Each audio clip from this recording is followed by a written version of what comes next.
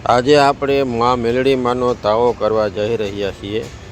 માતાજીના મંદિરમાં તાવો પહેલાં લઈ જવાનો છે અને ભુવા છે તે તાવામાં 4 ચાંદલા કરી અને દાણા જોઈ દે છે। તમે જોઈ રહ્યા છો માતા મેલડીમાં છે। ભુવાજી 4 ચાંદલા કરી અને પછી જોઈ દે છે અને દાણા દે છે। પછી જ માતાજીનો તાવો આપણે શરૂઆત કરવાની છે।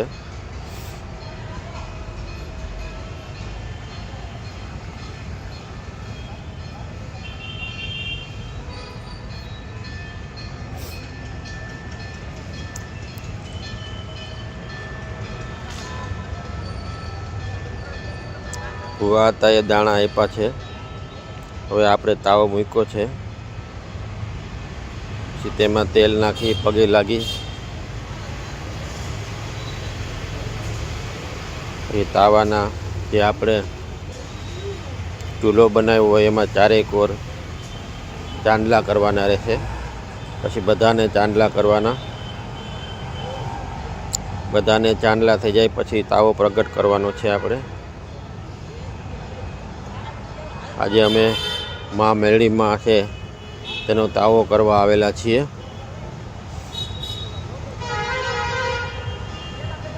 મેલડીમાંના તાવામાં તમારે ભાખરીનો લોટ એને બાંધવાનો રહેશે। બાંધીને પછી પૂરી કરવાની રહેશે। પૂરી એટલે આપણે ચાપડી કરીએ તે ચાપડી બનાવવાની રહેશે અને હાથેથી જ બનાવવાની છે। આમાં વેણણાનો ઉપયોગ નથી કરવાનો, હાથેથી સરસ મજાની ચાપડી બનાવવાની છે। પછી આપણે તેલમાં તરીશું। આ મેલડીમાંનું મંદિર સુરતની અંદર નહેર કાંઠે આવેલું છે। તમે જોઈ રહ્યા છો તે મંદિર નહેરને કાંઠે આવેલું છે સુરતની અંદર। આ બધા લોકો અહીંયા તાવો કરવા આવેલા છે। માતાજીના તાવા કરવાથી ઘણા દુઃખ દૂર થઈ જાય છે। મા મેલડીમાં સાક્ષાત બિરાજમાન છે। માતાજી હરેકની ઈચ્છા પૂરી કરે છે અહીંયા। અમે પણ તાવો કરવા આવેલા છીએ। હવે ગોરિંદા વારીને માતાજીની ચાપડી કરશું। ચાપડી એટલે પૂરી, આપણે પૂરી બનાવશું। તાવામાં તેલ નખાઈ ગયું છે।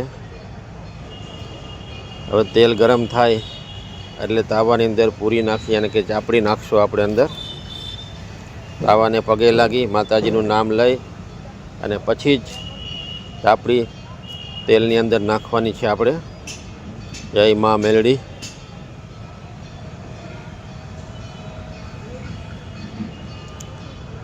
પછી આપણા સગાવાલા હોય તેમને બધાને ભોજન કરવા પ્રસાદ લેવા બોલાવવાના।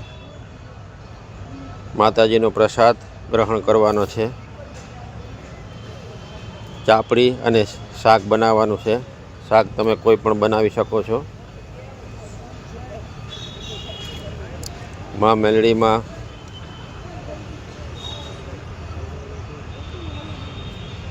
બધાનું ભલું કરે। આ ચાપડી આ રીતના કાઢવાની છે। ચાપડીની અંદર આપણે ચારોનો ઉપયોગ કરવાનો નથી, હાથેથી જ ચાપડી કાઢવાની છે। ચારાનો ઉપયોગ નહીં કરવાનો, એક એક ચાપડી હાથેથી કાઢવાની ગરમા ગરમ તેલમાંથી। પછી ચાપડી બની જાય એટલે માતાજીને ધરવા જવાની પાછી આપણે। તો અમે માતાજીને ચાપડી ધરવા જઈ રહ્યા છીએ। તમે જોઈ રહ્યા છો તે ભુવા હતાને આપણે દેશું। ભુવા હતા માતાજીની ચાપડી ધરશે।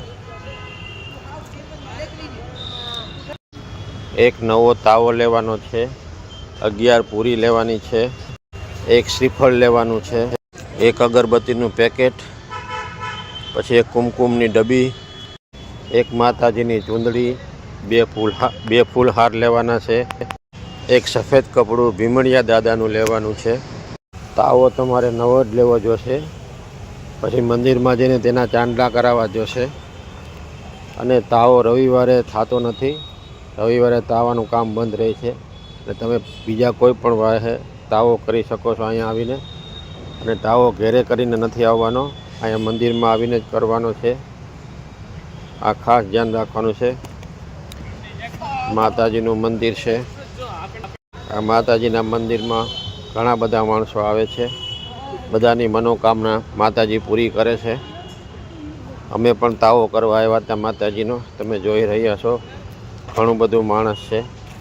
રવિવારે તો બહુ માણસ હોય છે, એટલે માતાજીનો તાવો બંધ રાખવામાં આવે છે. બાકી કોઈ પણ વારે તમને માતાજીનો તાવો કરી શકો છો. આ નહેરવાળા મેલડીમાં છે, સુરતની અંદર આવેલા છે.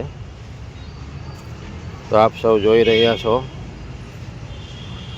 માતાજીનું મંદિર આ રીતના છે કંઈક. જો મારી ચેનલ સારી લાગે તો શેર કરો, સબસ્ક્રાઈબ કરો અને લાઈક કરો. તાવો સાંજે 6 વાગ્યા પછી જ કરવામાં આવે છે. આનું ખાસ ધ્યાન આપવું.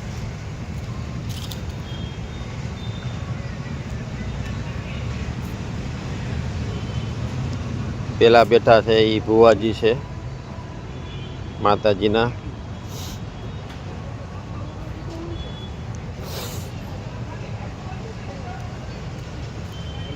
નીચે ડિસ્ક્રિપ્શનમાં જય મા મેલડી લખવાનું ભૂલતા નહીં. દરેક વ્યક્તિ મા મેલડી લખે. હવે અમે તાવો ચડાઈ ગયો છે. હવે અમે ભોજન કરવા બેઠા છીએ. બધા પ્રસાદી લે છે. ત્યાં જ પ્રસાદી લેવાની છે. તાવાની ચાપડી છે તે ઘરે નહીં લઈ જઈ શકો, ત્યાં ને ત્યાં જ ખાઈ જવાની છે. જેટલી ખવાય તેટલી. બાકી ગાયને આપી દેવી અથવા તો મંદિરમાં આપી દેવી, કે ગાયને ખવડાવી દેવી ત્યાં ને ત્યાં.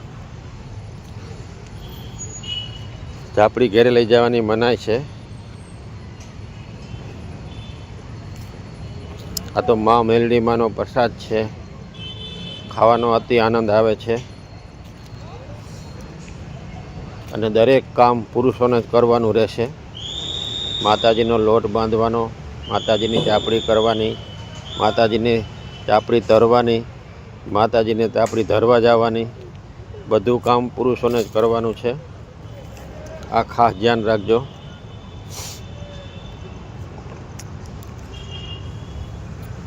તો જય મેલડીમાં, જય શ્રી કૃષ્ણ, જય માતાજી. બધાનું ભલું કરો અને મારી ચેનલને લાઈક અને શેર કરો. આ માતાજીનું મંદિર છે, તમે જોઈ રહ્યા છો. એક સરસ મજાનું. અહીંયા બેસીએ તો એવું લાગે કે બેઠા જ રહીએ, એટલો આનંદ આ મંદિરની અંદર આવે છે. નહેરને કાંઠે આવેલું આ મંદિર છે. જય મા મેલડી.